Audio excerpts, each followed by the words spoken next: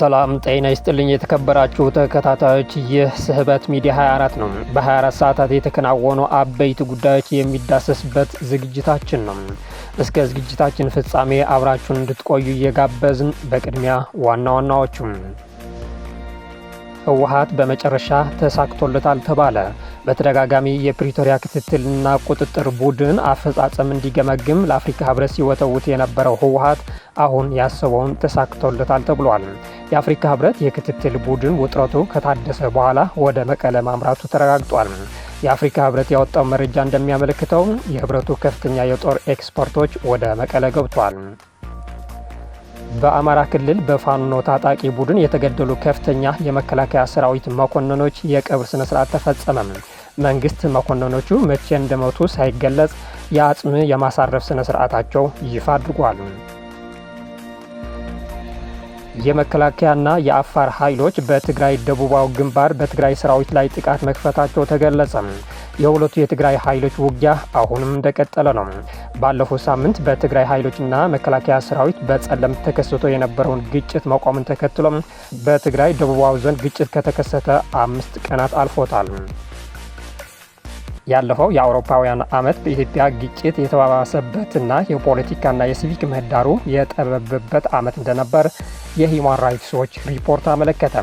በምዕራብ ትግራይና አፋር አዋሳኝ አካባቢዎች አሁንም መፈናቀሎች እንደቀጠሉና የኤርትራ ወታደሮች ይዟቸው በሚገኙ የትግራይ ግዛቶች የጾታዊ ጥቃት ወንጀሎች እየተፈጸሙ እንደሆኑም ድርጅቱ አጋልጧል። ግብጽ በሱዳን ጦርነት እጇ ማስገባቷ ተጋለጠ። ሚስጥራዊ የድሮን ጥቃት በአደባባይ ተጋልጧል። የምስራቅ አፍሪካ ጂኦፖለቲካን አዲስ መልክ የሚያስይዝና ቀጠናውን ወደ ባሰ ቀውስ የሚከት የተባለለት እጅግ አነጋጋሪ መረጃ ይፋ ሆኗል። አሁን ወደ ዝርዝር እናልፋለን። አብራችሁን ቆዩም።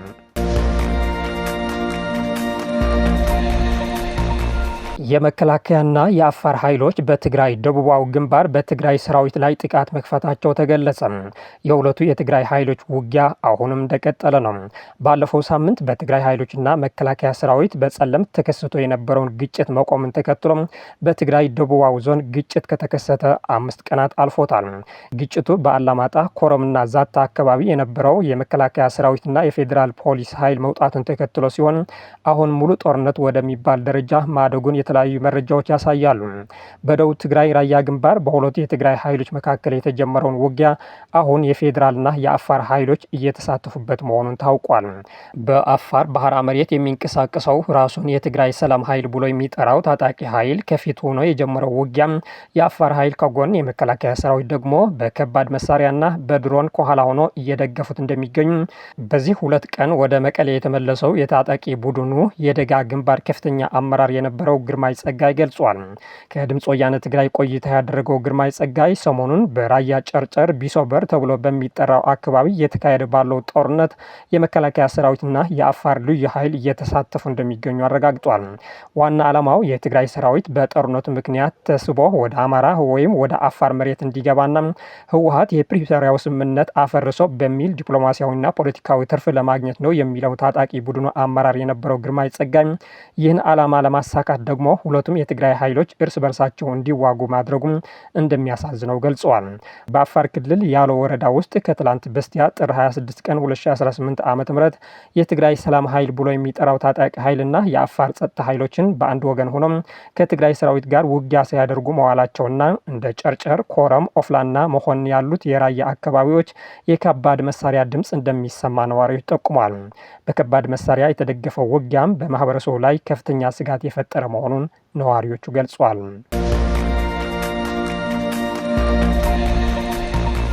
ግብጽ በሱዳን ጦርነት እጇ ማስገባቷ ተጋለጠ። ሚስጥራዊ የድሮን ጥቃት በአደባባይ ተጋልጧል። የምስራቅ አፍሪካ ጂኦፖለቲካን አዲስ መልክ የሚያስይዝና ቀጠናው ወደ ባሰ ቀውስ የሚከት የተባለለት እጅግ አነጋጋሪ መረጃ ይፋ ሆኗል። ዘ ኒውዮርክ ታይምስ የምርመራ ቡድን ባወጣ መረጃ መሰረት ግብጽ በሱዳን የእርስ በርስ ጦርነት ውስጥ እጅግ በረቀቀና በሚስጥራዊ መንገድ ጣልቃ መግባት መጀመሩ አረጋግጧል። ግብጽ ከሱዳን ድንበር በቅርብ ርቀት ላይ በሚገኘውና ምስራቃዊ ኦውናት ተብሎ በሚጠራ የሚመራው ግዙፉ የግብርና ልማት ፕሮጀክት ሽፋን ዘመናዊ ወታደራዊ የአውሮፕላን ማረፊያ በድብቅ መገንባቷ ያረጋገጠው መረጃው ይህ ስፍራ ለውጭ ተመልካች ሰፊ የግብርና ማሳ ቢመስልም የሳተላይት ምስሎች ግን እውነታውን አፍርጠው አውጥቶታል። በስፍራው የተገነባው ይህ ምስጢራዊ ጣቢያ ዘመናዊ የአውሮፕላን ማንኮኮቢያ ከ17 በላይ ግዙፍ የአውሮፕላን ማቆሚያዎች እንዲሁም እጅግ ዘመናዊ የሳተላይት መገናኛ ዘዴዎችን የሚገኝበት መሆኑ ተረጋግጧል። ባለፉት 6 ወራት ብቻ የግብጽ ጦር ከዚህ ምስጢራዊ ጣቢያ በመነሳት በሱዳን የፈጥኖ ድራሽ ኃይሎች ይዞታዎች ላይ ተደጋጋሚና አውዳሚ የድሮን ጥቃቶችን ሲፈጽም መቆየቱን የምዕራባውያን ዲፕሎማቶችና የበረራ መረጃዎች አረጋግጧል።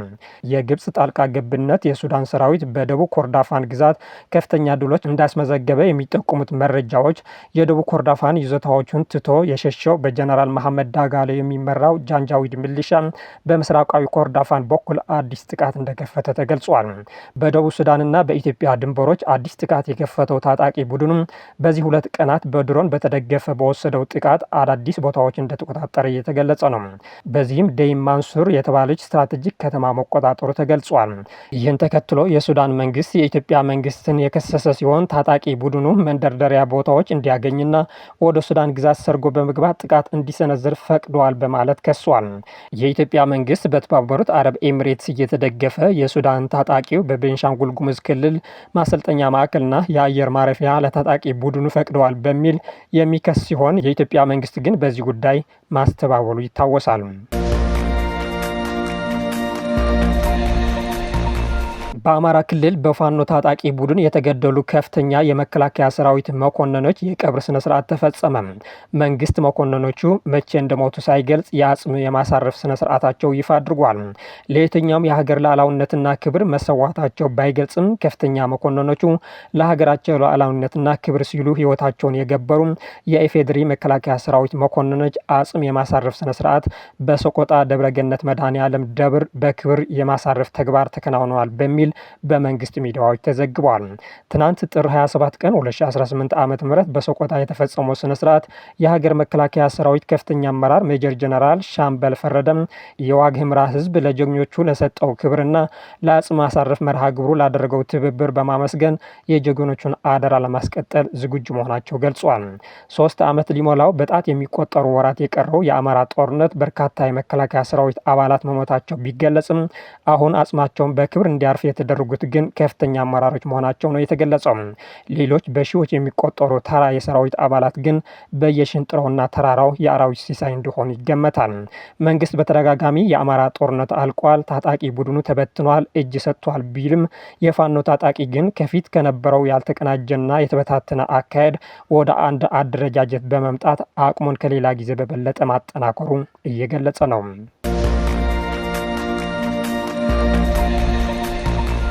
በኢትዮጵያ በግጭት ወቅት የሚሰራጩ ሐሰተኛ መረጃዎችና የጥላቻ ንግግሮች በተለይም በአማራ ክልል ውስጥ የሚገኙ የትግራይ ተወላጆች ለአደጋ ሲያጋልጡ እንደነበር የሜታ የቁጥጥር ቦርድ ይፋ አደረገ።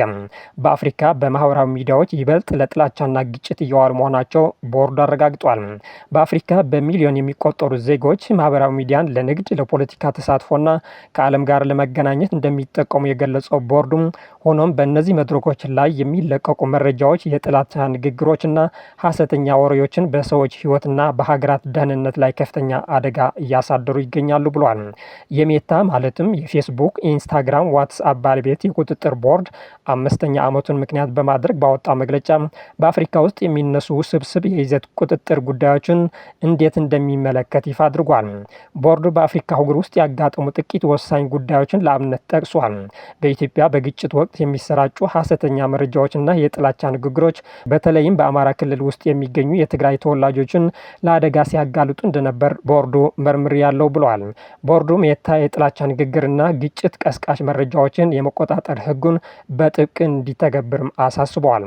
በኬንያ ትጎጌስ የተሰኘው ቃል የጎሳ ስድብ ተደርጎ በሜታ ሲገለጽ ቢቆይም ቦርዱ ባደረገው ምርመራ ቃሉ በኬንያ ፖለቲካ ውስጥ ለተለየ ትርጉም ወይም ለፖለቲካዊ ታማኝነት ትችት እንደሚውል በማረጋገጥ ይዘቱ እንዲመለስ ወስኗል። ይህም የቋንቋና የባህል ይዘቶችን መረዳት ለይዘት ቁጥጥር ምን ያህል አስፈላጊ መሆኑን ያሳያል ብሏል። በናይጄሪያ ግለሰቦችን ለጥቃት የሚያጋልጡ ቪዲዮዎች ለምሳሌም ግብረ ሰዶማዊ ናቸው ተብሎ የተደበደቡ ሰዎች ቪዲዮም በሜታ ሕግ መሰረት እንዲወገዱ በማድረግ የዜጎች ደህንነት አስጠብቃለሁ ብሏል። በሱዳን የሰብአዊ መብት ጥሰቶችን የሚያሳዩ ቪዲዮዎችን ለማስረጃነት እንዲቆዩም ነገር ግን የታጠቁ ቡድኖችን የሚያሞካሹ ይዘቶችን እንዲወገዱ ትዕዛዝ ሰጥቷል። አህጉሪቱ ወጣትና የዲጂታል ቴክኖሎጂ ተጠቃሚነቷ በፍጥነት እያደገ ያለው መሆኑን የጠቀሰው መግለጫው የመናገር ነጻነት ለማስከበር 3 አካላት በጋራ መስራት እንዳለባቸው አሳስበዋል። የቴክኖሎጂ ኩባንያዎች ከትርፍ ይልቅ ለሰብአዊ መብቶችን ቅድሚያ የሚሰጡ መመሪያዎችን ማውጣትና ተግባራዊ ማድረግ አለባቸው ብሏል። መንግስታት ስልጣንን ለማጠናከሪያ ሳይሆን የዜጎችን ነጻነት የሚያስከብሩ የህግ ማዕቀፎችን መገንባት ይኖርባቸዋል የሚል ምክረ ሀሳብ ሰጥቷል። በአፍሪካ መንግስታት ኢንተርኔት መዝጋትና ጋዜጠኞችን ማሰር የተለመደ መሆኑን ቦርዱ የገለጸ ሲሆን የሲቪክ ማህበረሰብ ኩባንያዎች ተጠያቂ እንዲሆኑ ግፊት ማድረግና የየሀገራቱ ተጨባጭ ሁኔታ ለዓለም አቀፍ ተቋማት ማሳወቅ አለባቸው ሲል መክረዋል። የቁጥጥር ቦርዱ ባለፉት 5 ዓመታት ከሰጣቸው ምክረ ሀሳቦች ውስጥ 75 በመቶ በሜታ ተግባራዊ መደረጋቸውን ገልጿል። ይህም የቋንቋ አማራጮችን ማስፋፋትና ለተጠቃሚዎችን ይዘታቸውን ለምን እንደተነሳ ግልጽ ማብራሪያ መስጠትን ያካትታል። ቦርዱ ሌሎች የማህበራዊ ሚዲያ መድረኮችን ለተመሳሳይ ነጻ የቁጥጥር ስርዓት ራሳቸውን እንዲያቀርቡ ጥሪ አቅርበዋል። ህወሓት በመጨረሻ ተሳክቶለታል ተብሏል። በተደጋጋሚ የፕሪቶሪያ ክትትልና ቁጥጥር ቡድኑ አፈጻጸም እንዲገመግም ለአፍሪካ ህብረት ሲወተውት የነበረው ህወሓት አሁን ያሰበውን ተሳክቶለታል ተብሏል። የአፍሪካ ህብረት የክትትል ቡድን ውጥረቱን ከታደሰ በኋላ ወደ መቀለ ማምራቱ ተረጋግጧል። የአፍሪካ ህብረት ያወጣው መረጃ እንደሚያመለክተው የህብረቱ ከፍተኛ የጦር ኤክስፖርቶች ወደ መቀለ ገብቷል። ከአፍሪካ ህብረት የፖለቲካ የሰላምና ደህንነት ኮሚሽን በኢትዮጵያ መንግስትና በህወሓት መካከል በፕሪቶሪያ የተፈረመውን የሰላም ስምምነት አፈጻጸም የሚከታተሉት የህብረቱ ከፍተኛ ኤክስፖርቶች ወደ ትግራይ ክልል መዲናዋ መቀለ በይፋ መመለሳቸው አሳውቋል። ይህ ወሳኝ ቡድን ሞኒተሪንግ ቬሪፊኬሽን ኤንድ ኮምፕሊያንስ ሜካኒዝም ወይም የቁጥጥር ክትትልና ማረጋገጥ ዘዴ በመባል የሚታወቀው ሲሆን አባላቱ ላለፉት ቀናት በአስተዳደራዊ እረፍት ላይ እንደነበሩ ኮሚሽኑ አብራርቷል። አሁን ግን እረፍታቸውን አጠናቆ ወደ ስራ ገበታቸው የተመለሱ ሲሆን የፕሪቶሪያው የተኩስ አቁም ስምምነት በመሬት ላይ ምን ያህል እየተተገበረ ነው የሚለው ወሳኝ ጉዳይ በመገምገምና በመከታተል የጀመሩትን አህጉራዊና ሀገራዊ ተልዕኮም በጥልቀት የሚያስቆጥል ይሆናል ብለዋል።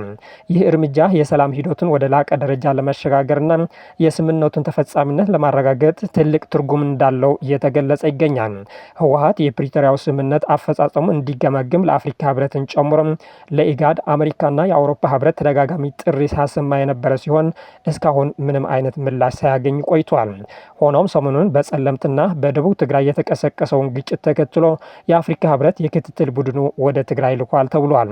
ባለፈው ሳምንት የአፍሪካ ህብረት ኮሚሽን ሊቀመንበር መሐመድ አሊ ዩሱፍ ሁለቱም ወገኖች ከግጭት እንዲታቀቡ ጥሪ በማቅረብ ህብረቱ የፕሪቶሪያ ስምምነት ሙሉ በሙሉ እንዲተገበር ድጋፍ እንደሚያደርግ መግለጻቸው ይታወሳል። ዓለም አቀፉ ተዋናዮችም ተመሳሳይ ስጋቶችን አስተጋብተዋል። የተባበሩት መንግስታትና የአውሮፓ ህብረት ሁለቱም ወገኖች አዲስ ግጭቶች ከጦርነቱ መቆም በኋላ ለተከናወኑ ውጤቶች ሊቀለብስ እንደሚችሉ አስጠንቅቋል።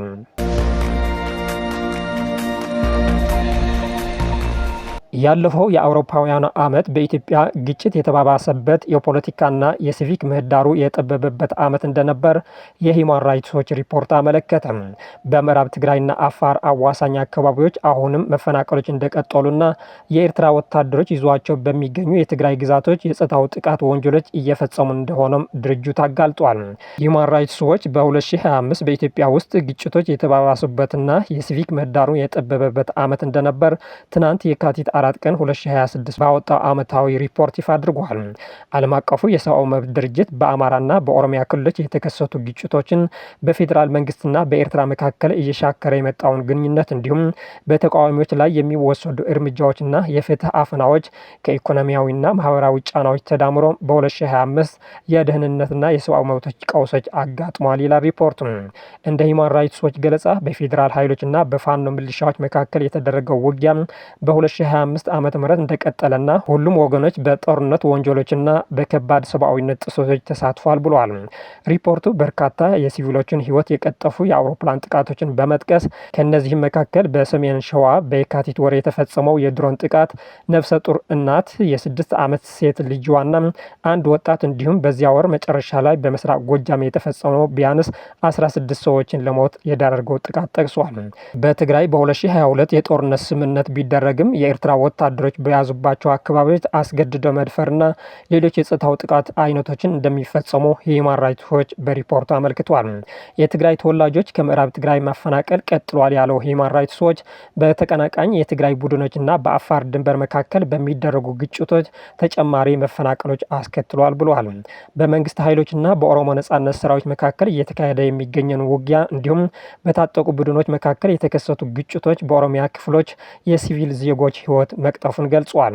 በሶማሌ ክልል ዳዋሊ አካባቢ በማህበረሰቦች መካከል የተከሰቱ ግጭቶች በደርዘን የሚቆጠሩ ሰዎችን መሞታቸው፣ በኦሮሚያና በቤንሻንጉል ጉሙዝ ድንበር አካባቢዎች እንደገና የተከሰቱ ግጭቶች ከ11 ሺህ በላይ ሰዎችን ማፈናቀላቸው አመልክቷል።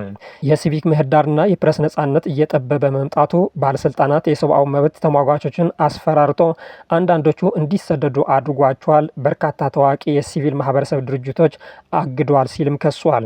የኢትዮጵያ የጤና ባለሙያ ማህበር አድማ የሚያደርጉ የጤና ባለሙያዎችን የደገፉ ሰዎች ከስራ ታግደዋል። በሰኔ ወር የወጣውን የ2019 የሲቪል ማህበረሰብ ህግ የቀረበውን ማሻሻያ መንግስት ድርጅቶች የመገደብና ከባድ ቅጣቶችን የመጣል ሰፊ ስልጣን ሰጥቷል ብለዋል። ጋዜጠኞችና የሚዲያ ተቋማትም ከፍተኛ ጫና እንደገጠሟቸውና የዘፈቀድ እስራት፣ ከህግ ውጭ የሆነ እስራት፣ የመስሪያ ቤቶች ወረራና አፈናዎችን በአመቱ እንደተመዘገቡ የሂዩማን ራይትስ ዎች ሪፖርት አመልክቷል።